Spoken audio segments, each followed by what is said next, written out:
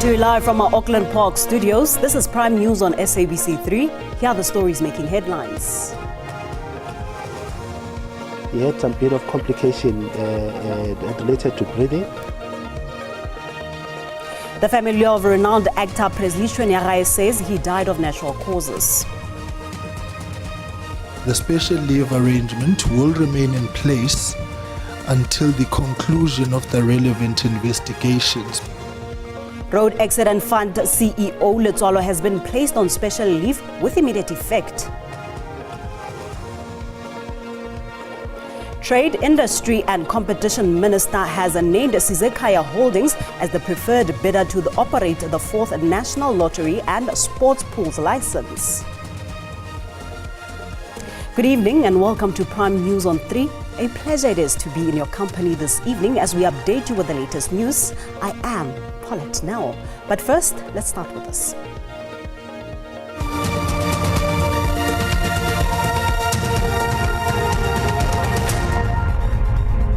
The family of Presley Chunay says the internationally acclaimed actor died of natural causes and no foul play suspected. Chunay passed away yesterday after struggling to breathe. Paramedics were called, but it was too late. He will be buried next week, Saturday. I'll see. Now I'm just here to assess the damages and gather evidence. So if you could just... Mourners continue to pour into the Chunay home to pay their last respects.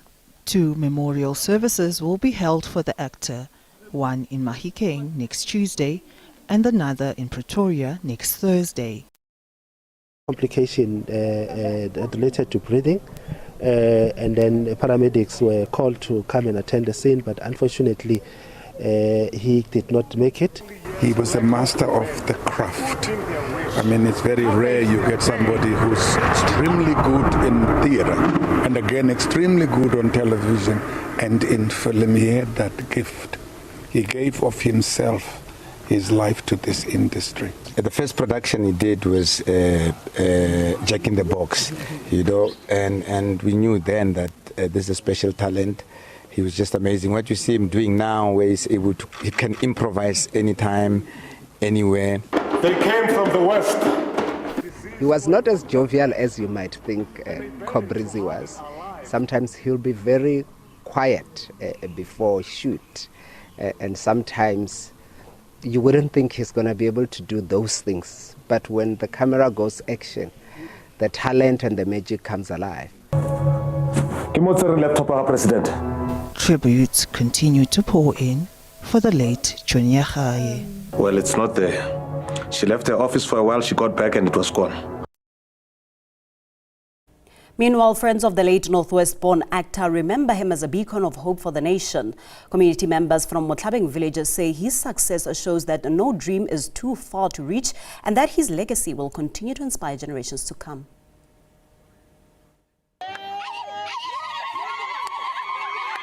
From the dusty streets of Motlhabeng to an international stage, a fallen star, Presley Chunay, left a legacy that will live on for decades.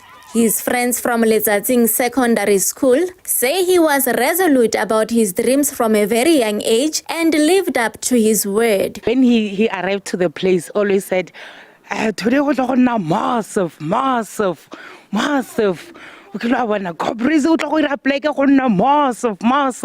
Always bought us some drinks. We chilling together, having some jokes with him. The elders from his neighborhood appreciated the support and love he brought to his home village and say they gave him the name Moshe, the Setswana word for Moses. This man used to be a funny man. He used to make a lot of jokes. When he came, we used to laugh a lot. Presley comes from the dusty villages of Mahikeng. So it shows that with consistency, determination and hard work, as a young person, you can achieve what you want to achieve. Tabang Murutla, SABC News, Mahikeng.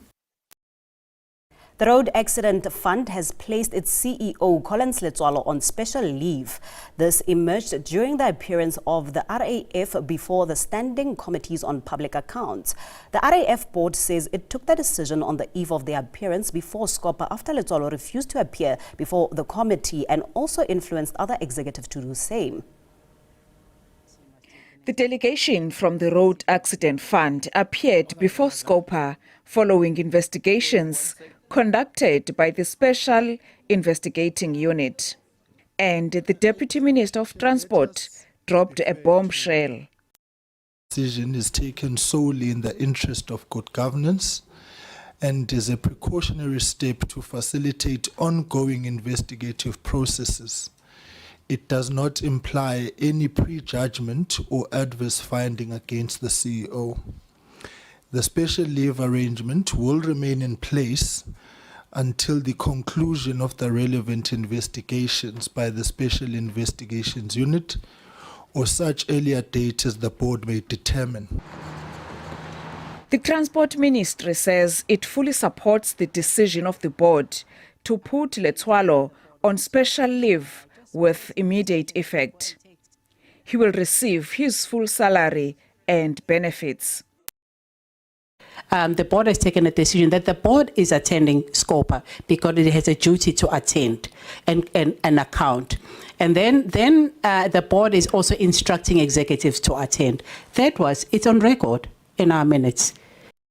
The Accident Fund has been plagued by governance issues and some matters are being investigated by the Special Investigating Unit. Lula Mamatya, SABC News, Parliament.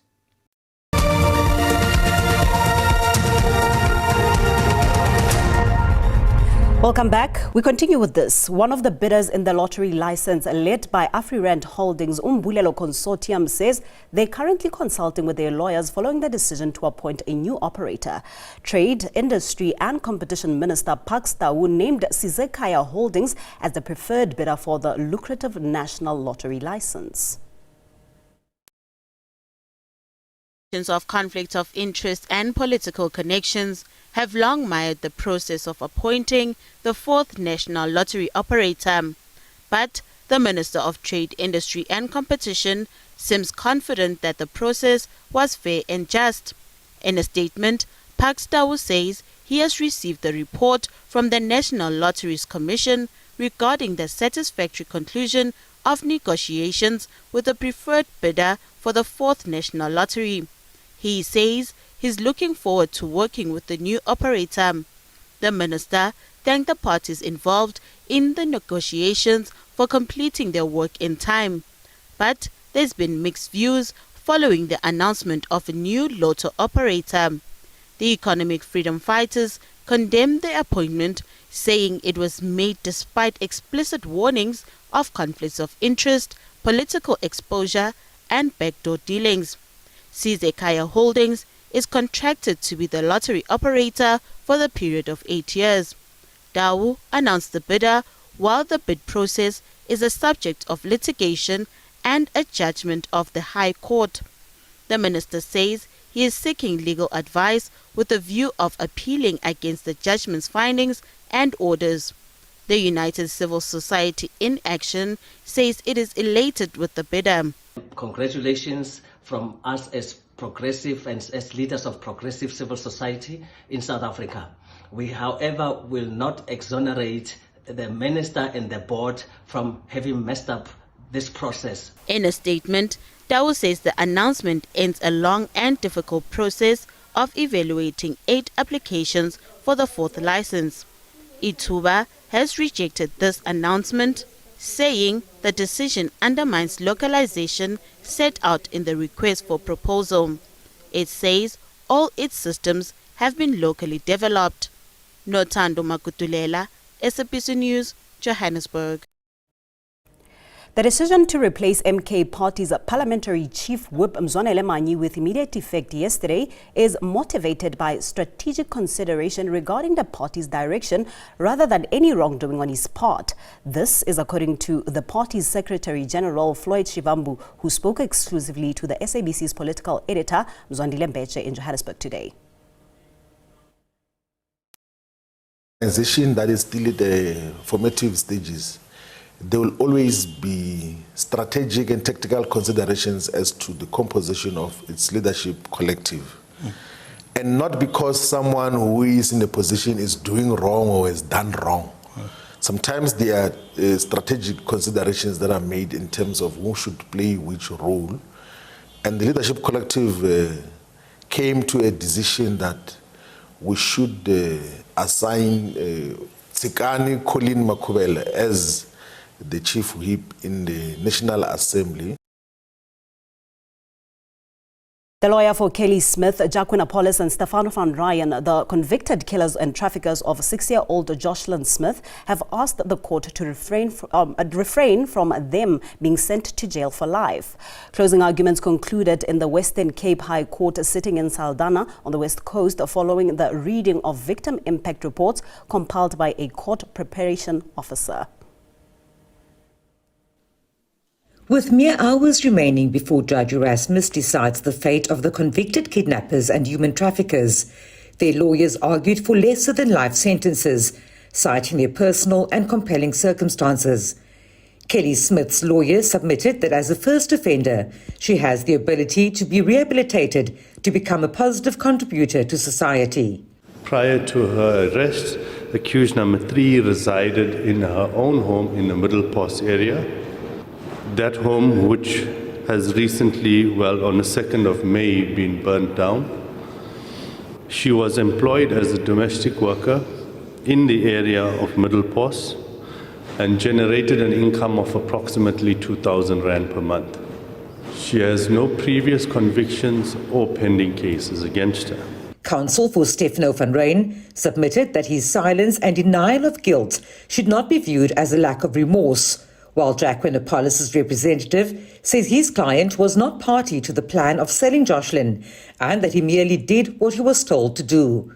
But the prosecution says the crime perpetrated against the then 6-year-old Jocelyn, and by extension the wider community and those who loved her, warrants the maximum penalty.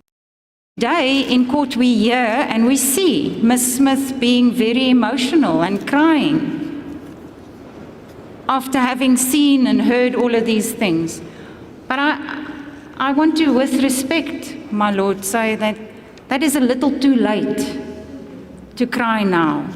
The state maintains that there are no substantial nor compelling reasons for deviating from the prescribed sentence on the human trafficking charge. The court found earlier this month that they exchanged Jocelyn for payment or promise of payment.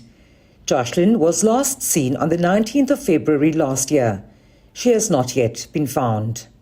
Vanessa Puna, SABC News, Saldanha on the West Coast.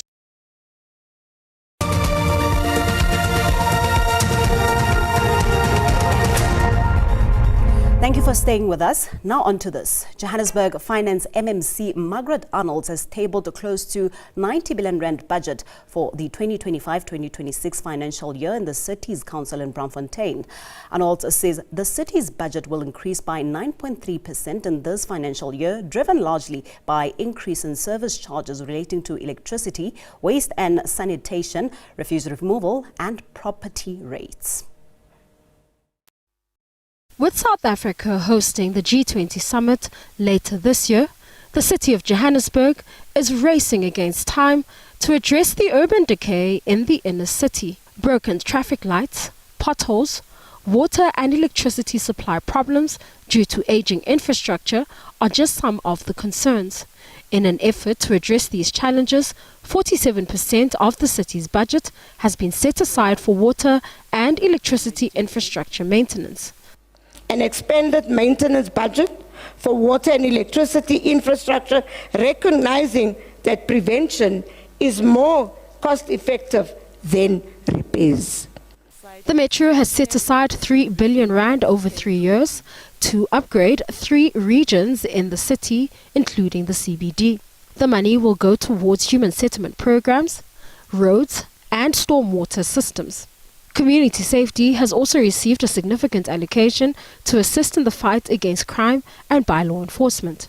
The Democratic Alliance has dismissed claims that the budget is fully funded. It's ingenious to say that the budget is fully funded, because not only is a budget generally funded by loan funding, but also other over-reliance on collection as well.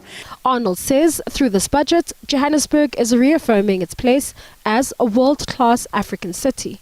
Balentle Mthethwa, SABC News, Johannesburg. Time now to check out the latest weather forecast. Stay tuned.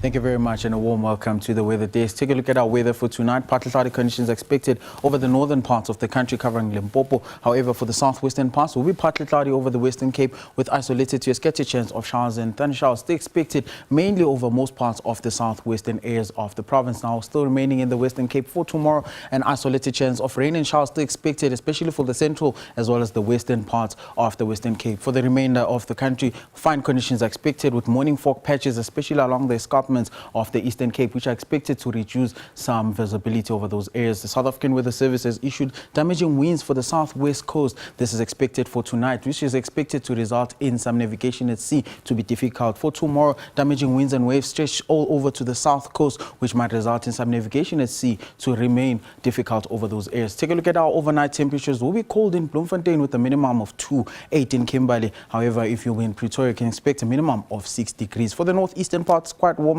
with Musina reaching a minimum of 12, 13 in Palabora, 10 in Mbombela. For the southwestern parts, Sutherland will reach a minimum of 7 degrees, but it peaks tomorrow at 11 degrees. Quite cold for the southwestern interior, with Calvina peaking at 16 degrees tomorrow, 19 in Vredendal. Will be remaining cool for the central parts, Bloemfontein peaking at 22 in Pretoria, and Johannesburg will reach a maximum of 20 degrees. But if you're in the northeastern parts, Musina will be warm at a maximum of 29 degrees. And that's it from our weather. Do stay tuned.